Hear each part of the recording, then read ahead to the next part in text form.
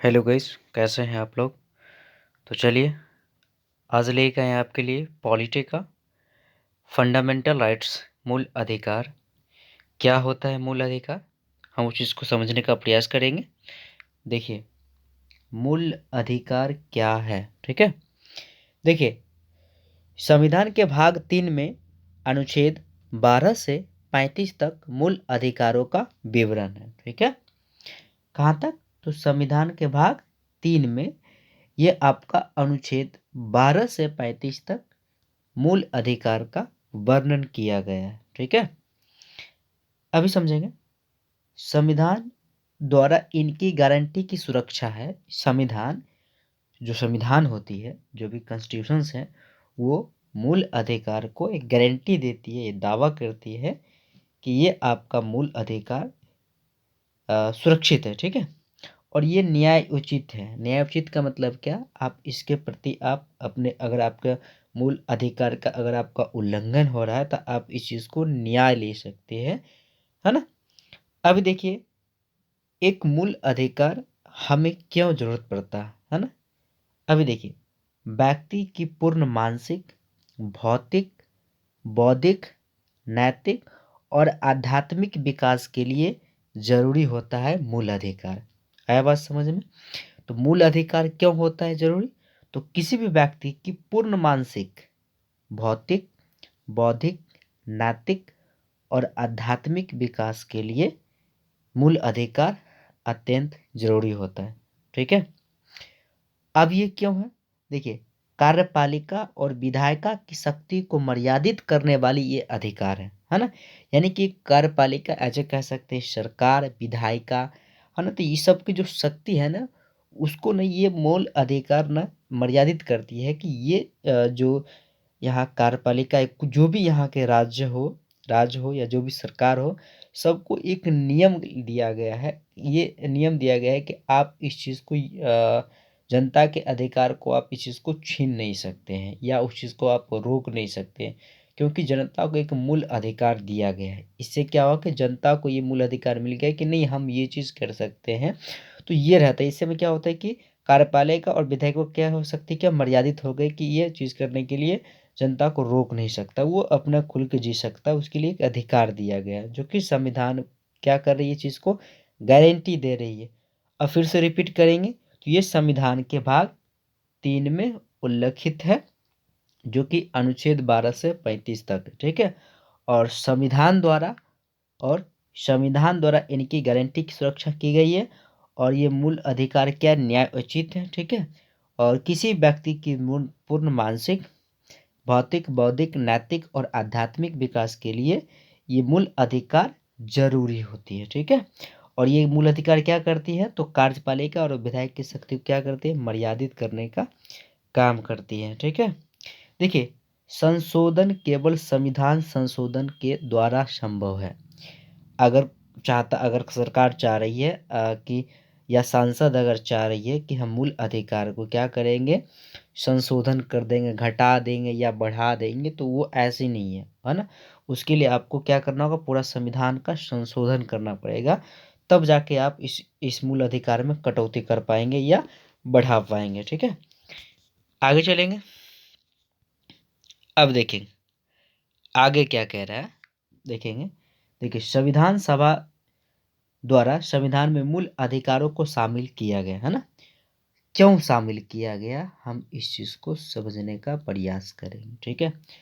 संविधान सभा द्वारा संविधान में मूल अधिकारों को शामिल किया गया, ठीक है।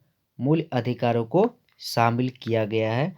और क्यों शामिल किया गया है उस चीज को समझेंगे, ठीक है। संविधान सभा द्वारा, ठीक है, मूल अधिकारों को शामिल किया गया। देखिए, आज़ादी के समय जनता में राजनीतिक अधिकारों की समझ नहीं थी। सही बात है। जिस समय देश आज़ाद हुआ था, तो क्या राजनीतिक अधिकार होना चाहिए जनता को, ये चीज़ का समझ नहीं था, है ना। तो इसलिए कि जब संविधान जब बन रहा था, तो वहाँ वहाँ पे जो भी संविधान में जनप्रतिनिधि वो विशाल संविधान को लिख रहे थे, तो उन्होंने सोचा कि कुछ अधिकार दिया जाए, ताकि जिसका फ्यूचर में हनन न हो सके, हनन की कोई खतरा न हो सके। तो तो इसी आधार पे ये मूल अधिकार को बनाया गया था, ठीक है। जबकि संसदीय शासन प्रणाली, कार्यपालिका और विधायिका में बहुमत, ठीक है। धार्मिक अल्पसंख्यकों की सुरक्षा का सवाल था, है ना। धार्मिक अल्पसंख्यक मतलब कि वो समुदाय जिसकी जनसंख्या कह सकते हैं बहुत ही कम है, उस पर किसी अन्य या किसी बहुमत अ, अ, संख्यकों वाले या धार्मिक वाले लोगों की जो वर्चस्व है वो अल्पसंख्यकों पर ना रहे, इस चीज़ को देखते हुए इस चीज़ को मूल अधिकार को बनाया गया। और भी कई कारण हैं। देखिए, वंचित तबके का लंबे समय तक शोषण, आपको मालूम होगा कुछ ऐसे तबके हैं, कुछ ऐसे समुदाय हैं जिसके लंबी समय तक शोषण हुआ और अभी भी शोषण कुछ देखने को मिलता है, जैसे कि एसटी हुआ, एसटी हो, एससी हो गया, एसटी हो गया, या महिलाएं हो गए, है ना। तो काफ़ी दिनों से या काफ़ी समय से इनका शोषण होते आ रहा है। तो इस चीज़ को रोकथाम के लिए, इस चीज़ को बचाने के लिए, इस चीज़ को, यही सब कारण था कि जिस कारण से मूल अधिकार को संविधान में शामिल किया गया, ठीक है। अभी आगे समझेंगे। संघात्मक ढांचा से उपज सकने वाला विकास का खतरा किसी के लिए विशेषाधिकार का नहीं है ना, किसी के लिए विशेषाधिकार का नहीं होना। इसमें किसी व्यक्ति समूह या किसी व्यक्ति विशेष को किसी विशेष तरह का अधिकार का नहीं होना, मतलब कि यहाँ पे सारे लोग एक समान है, किसी को विशेष अधिकार नहीं दिया गया है, ठीक है। आया बात समझ में।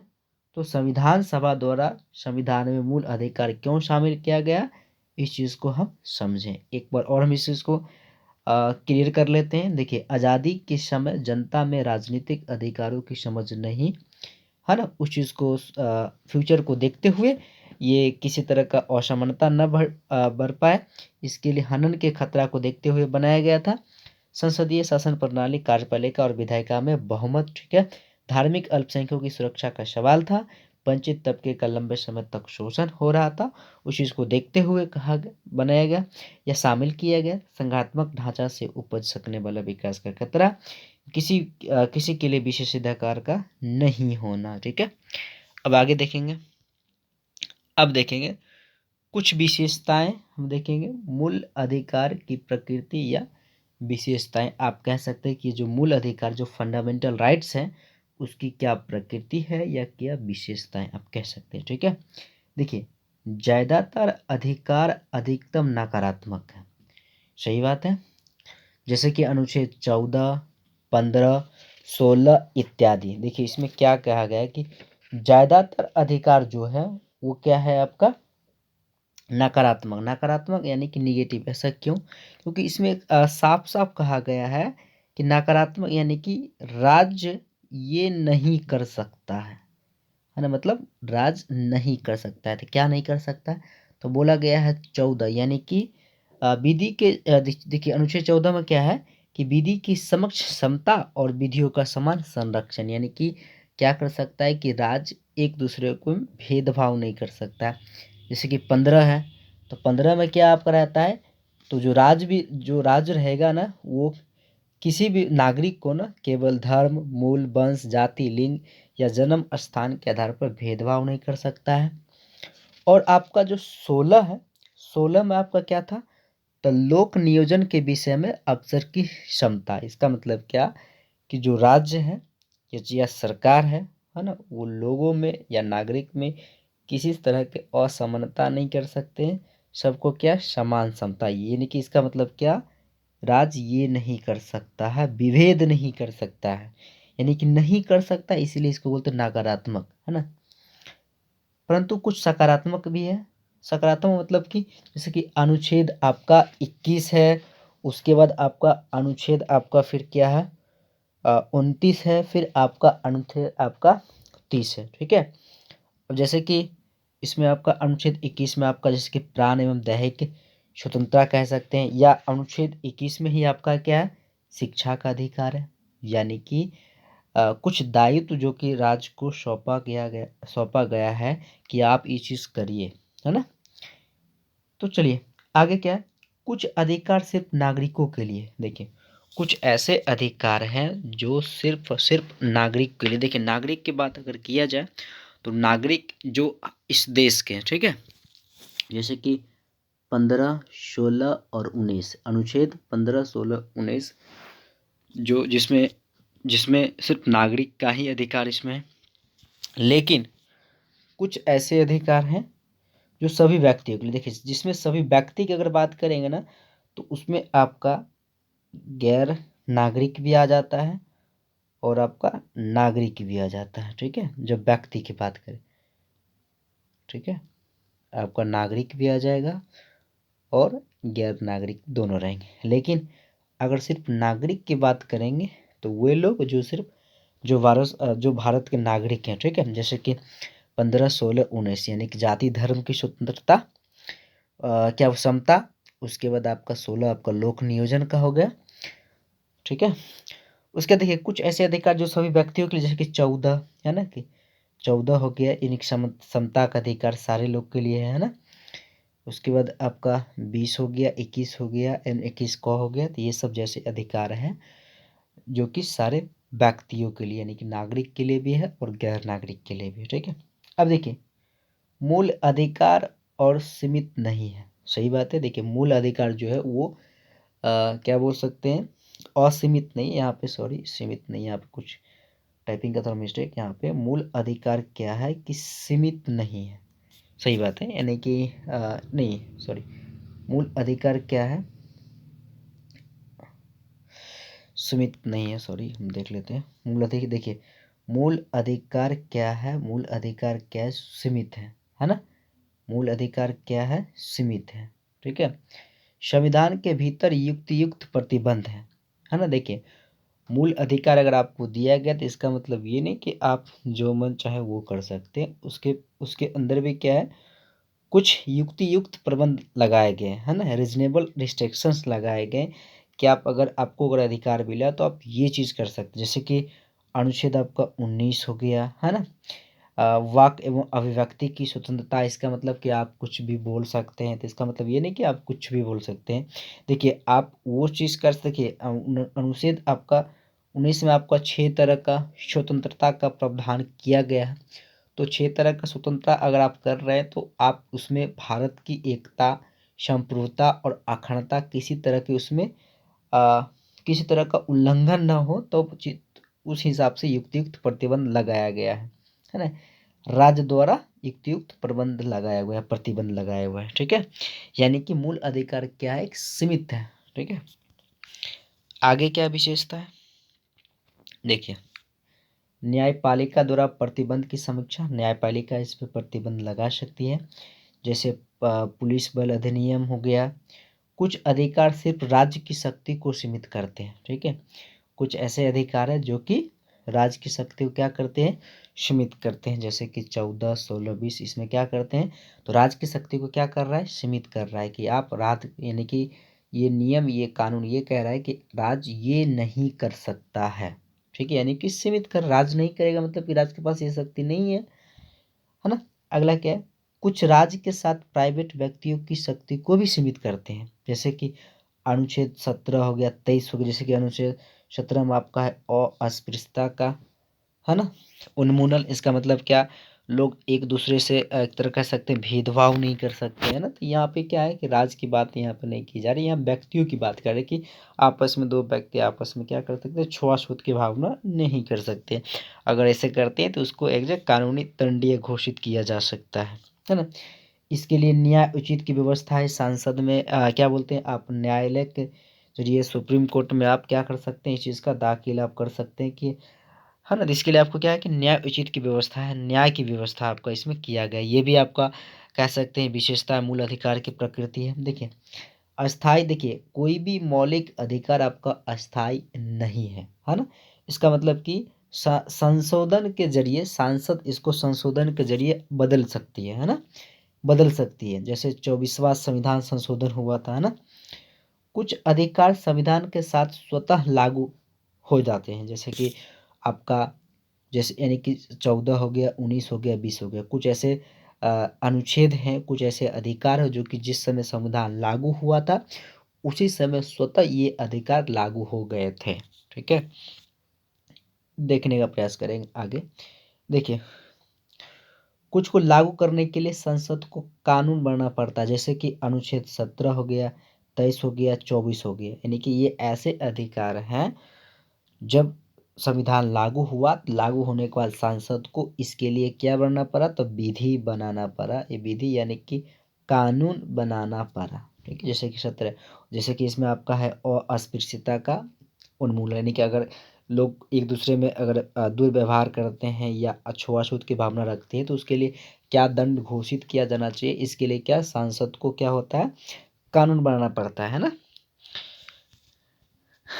अब आगे देखेंगे। देखिए आगे क्या कह रहा है, देखने का प्रयास करते हैं।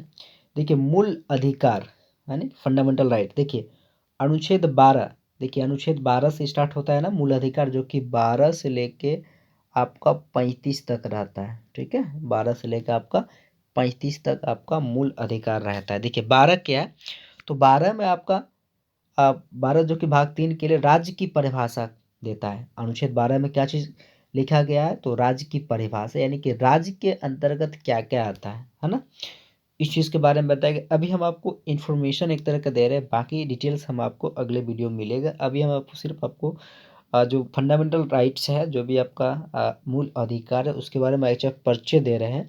इसके विशेष रूप से हम आगे पढ़ेंगे, अभी आपको बस समझना है।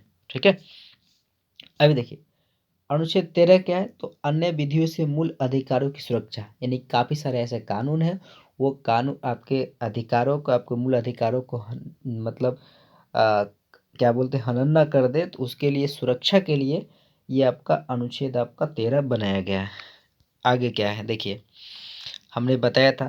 देखिए अनुच्छेद 14 से लेके 18 तक समता का अधिकार है। क्या है, अनुच्छेद 14 से 18 तक समता का अधिकार। उसके बाद अब देखिए इसमें क्या क्या है। देखिए इसमें है अनुच्छेद 14 में क्या कहा गया, तो विधि के समक्ष समता और विधियों का समान संरक्षण। अनुच्छेद 15 में धर्म, मूल, वंश, जाति, लिंग या जन्म स्थान के आधार पर विभेद का प्रतिबंध। ठीक है, और अनुच्छेद 16 में क्या, लोक नियोजन के विषय में अवसर की क्षमता। और अनुच्छेद 17 में है अस्पृश्यता का उन्मूलन। और अनुच्छेद 18 में है उपाधियों का अंत। अब इस चीज़ को हम एक एक समझने का प्रयास करते हैं थोड़ा बहुत। ठीक है, देखिए अनुच्छेद 14 में क्या कहा गया कि विधि के समक्ष समता। इसका मतलब क्या, कि विधि मतलब कानून, कानून के समक्ष सारे नागरिक एक समान है। आया समझ में, है ना। और विधियों का समान संरक्षण, यानी कि जो विधि है, जो कानून है, वो कानूनों के समक्ष सबका समान संरक्षण किया जाएगा, है ना, समान व्यवहार किया जाएगा। ये कहने का मतलब ये है ना। और अनुच्छेद 15 में क्या कहा है कि धर्म, मूल, वंश, जाति, लिंग या जन्म स्थान के आधार पर किसी में किसी तरह का विभेद या भेदभाव नहीं किया जाएगा। ठीक है, अनुच्छेद 16 क्या कहा जाए कि लोक नियोजन के विषय में अवसर की समता। लोक नियोजन यानी कि गवर्नमेंट कुछ ऐसी वैकेंसियाँ, कुछ ऐसे एम्प्लॉयमेंट के लिए वैकेंसियाँ निकालती है, जिसमें लोगों के लिए एक समान अवसर की क्षमता दी जा रही है कि आप लोग भी इस पे आ सकते हैं। इसमें ऐसा नहीं कि ये सिर्फ इस वर्ग के लिए है, इस वर्ग के लिए नहीं है ना। लेकिन बट कुछ ये हो सकते हैं, कुछ प्रावधान ऐसे हो सकते हैं, है ना, जो किसी विशेष वर्ग के लिए दिया जाए, वो अलग चीज़ है ना। अब देखिए अनुच्छेद 17 अस्पृश्यता का उन्मूलन, यानी कि भेदभाव नहीं किया जाता। उसके बाद अनुच्छेद 18 है उपाधियों का अंत। देखिए उपाधि क्या किसको कहते हैं, जैसे सरनेम इसको बोलते हैं। जैसे कि उपाधि मतलब कि जैसे कि पहले के, जैसे कि जब ब्रिटिश थे, जब भी ब्रिटिश यहाँ थे, तो ब्रिटिश क्या था कि जैसे यहाँ के कुछ कुछ लोगों को कुछ उपाधि दिया करते, जैसे कि जमींदार का, रायदार का, ये सब कुछ उपाधि था। जो कि अभी यहाँ पे अंत किया गया है कि उपाधि कोई लगा नहीं सकता। उपाधि सिर्फ वही लगा सकते हैं, आपका एजुकेशन के फील्ड में अगर आपको मिला है तब आप उपाधि लगा सकते हैं, है ना। या अगर आपका सेना के क्षेत्र में अगर आप हैं, तो इसका उपाधि सिर्फ आप लगा सकते हैं, बाकी उपाधि नहीं लगा सकते। अगर आपको विदेश से अगर आपको उपाधि मिला है, तो राष्ट्रपति के बिना मान्यता के आप उस उपाधि को धारण नहीं कर सकते हैं, है ना। अब देखिए एजुकेशन में कौन कौन सी उपाधि हो, जैसे कि अगर आपने डॉक्टर की पढ़ाई किया तो आपके सामने डॉक्टर लगेगा, तो ये सब आपका एक तरह कह सकते उपाधि नहीं सकते, कह सकते डिग्री एक तरह का है ना। तो इस चीज़ आप लगा सकते हैं, लेकिन अगर विदेश के द्वारा अगर आपको विदेश में उपाधि दिया गया अगर है, तो उस उपाधियों को अगर आप ग्रहण करना चाहते हैं या अगर ऐसा कुछ है, तो इसके लिए आपको राष्ट्रपति से क्या होगा, मान्यता या ऐसे कह सकते उससे परमिशन लेना पड़ेगा। ठीक है, आगे क्या कहता है, अब देखिए अनुच्छेद 19 से 22 तक स्वतंत्रता का अधिकार है। अनुच्छेद 19 से 22 तक क्या चीज़ का अधिकार है, तो स्वतंत्रता का अधिकार है। देखिए अनुच्छेद 19 में अभिव्यक्ति की स्वतंत्रता समेत 6 अधिकार है। कितने अधिकार है, 6। देखिए अनुच्छेद 19 में कौन से अधिकार है, तो अभिव्यक्ति की स्वतंत्रता यानी कि बोलने की स्वतंत्रता, जिसमें 6 अधिकार है। क्या, देखिए पहला है भाषण एवं अभिव्यक्ति की स्वतंत्रता। आप अपने अभिव्यक्ति को किसी के समक्ष आप रख सकते हैं, आप बोल सकते हैं, इसमें आप स्वतंत्रता है। अब ऐसे इसका मतलब नहीं कि आपको बोलने का अधिकार दिया जाए तो आप कुछ भी बोल सकते हैं, जी नहीं, इसमें भी आपका सीमित है। आप बोलिए, बट उस बोलने से भारत की संप्रभुता अखंडता में किसी तरह का कटौती ना हो, है ना। अब देखिए शांतिपूर्ण, इसमें सॉरी शांतिपूर्ण होगा, शांतिपूर्ण सम्मेलन का अधिकार है ना, आप शांतिपूर्ण सम्मेलन कर सकते हैं। संघ या संगठन या सहकारी समिति बनाने का अधिकार, किस तरह का आप संघ या दल बना सकते हैं। भारत में कहीं अबाध विचरण का अधिकार, आप भारत में कहीं भी आप विचरण कर सकते हैं, कहीं भी आप ट्रेवलिंग कर सकते हैं, घूम सकते हैं। भारत में कहीं भी निवास का अधिकार, आप भारत में कहीं भी निवास कर सकते हैं, कहीं आप रह सकते हैं। ठीक है, बट कहीं कहीं किसी किसी क्षेत्र में किसी विशेष वर्ग का प्रावधान रहता है, तो वो अलग चीज़ है। ठीक है, कोई पैसा यहाँ पे पेशा होगा, सॉरी यहाँ कोई पेशा, ठीक है, कोई पेशा या व्यापार करने का अधिकार, आप अपने जीव को उपार्जन करने के लिए आप किसी भी तरह का आप पेशा कर सकते हैं, व्यापार कर सकते हैं, बट वो व्यापार क्या होना चाहिए, पॉजिटिव तरीके से होनी चाहिए, यानी कि जिसमें भारत की संप्रभुता और अखंडता किसी तरह का उसमें उल्लंघन ना हो, है ना। वैसा नहीं हो कि व्यापार करने के लिए बोला गया तो आप ड्रग्स का व्यापार करने लग गए, तो ऐसा कुछ नहीं चलेगा। ठीक है, कानूनी ढंग से वो व्यापार रहनी चाहिए। अगला क्या है, देखिए अनुच्छेद 20 में क्या, अपराधों के लिए दोष सिद्धि के संबंध में संरक्षण, है ना, अपराधों के लिए दोष सिद्धि के संबंध संरक्षण। उसके बाद क्या है, अनुच्छेद 21 प्राण एवं दैहिक का स्वतंत्रता। अनुच्छेद, अब देखेंगे अनुच्छेद आपका,